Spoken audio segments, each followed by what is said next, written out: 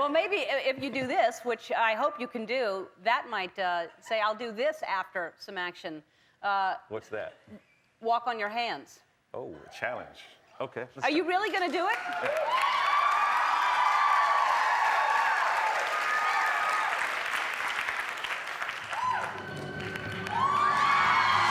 You all are so loud, you can't even hear the music, so I don't know if I have rhythm or not. What song was that, Tony? All About the Benjamins. Yeah. You get it? Guessed. Yeah, of course. Of course. Hey, it's good to see you. It's nice to meet you. You're a handsome man.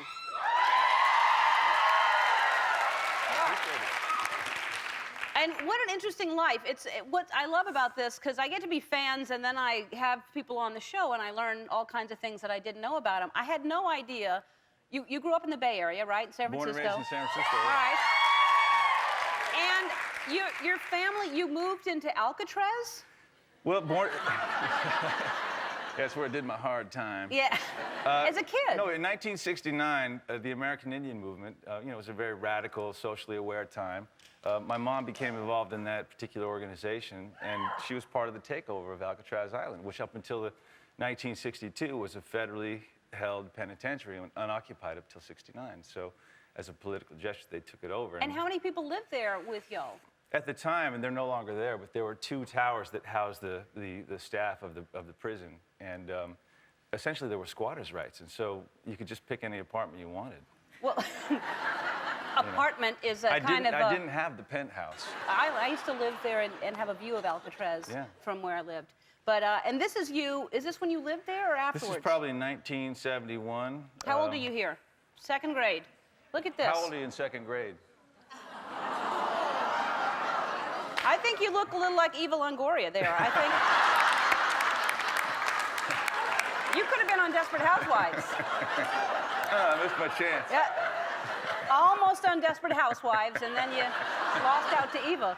Now, and what is the name of what Indian tribe was that? The name of your parents? My mother is from South America, born in Peru, and my grandmother's from Cusco. So most people don't know this, but the greatest number of indigenous peoples are in South America, millions and millions.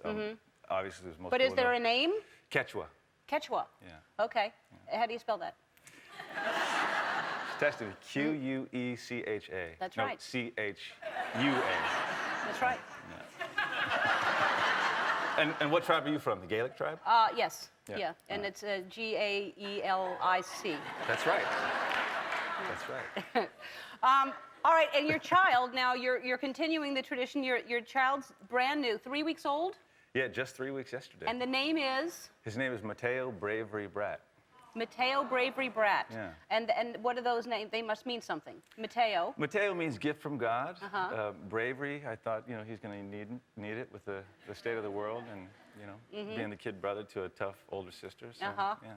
And how old is she, Sophia? She's 2.5. And what is she into?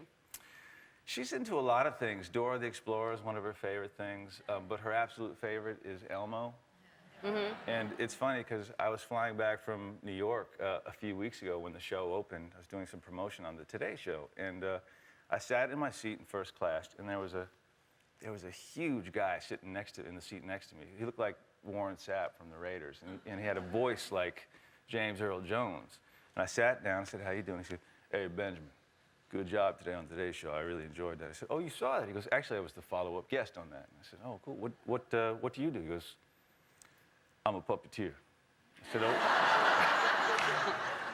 I said, "Oh, really? Would it be anything I know of?" He goes, "I'm Elmo, dude."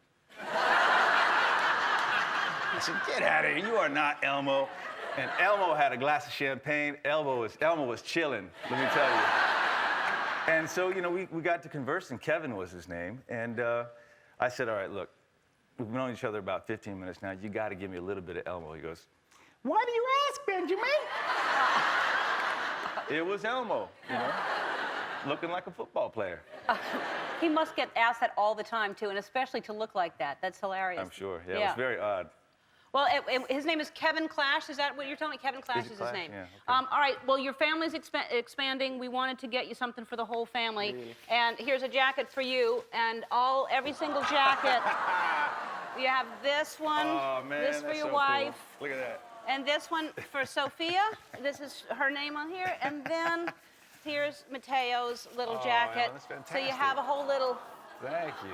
group of you to travel around and get little motorcycles. That's and very stuff. sweet. All right, we'll be back.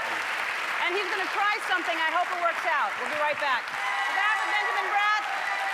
The clip from E-Ring. And tell us what E-Ring is about. Tell us about the show. E-Ring is about life in the Pentagon. I play a major who's recently taken from the field. He's a lifelong soldier who's been given a staff position in the intelligence division. And so his particular way of operating goes contrary to typically how things go in the Pentagon. So the conflict comes out of the bureaucracy that he encounters. Mm-hmm. And they're long hours. You're doing a single camera, right? Oh yeah, there's 16-hour days usually. There's Yeah. no sleep for the new dad. No, I was going to say, you have a brand new baby and you're working. That must be really hard to go home. Where do you sleep?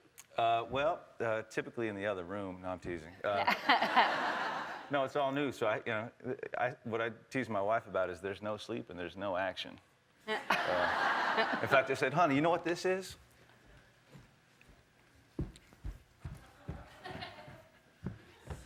I said, that's me the day after I get some action. You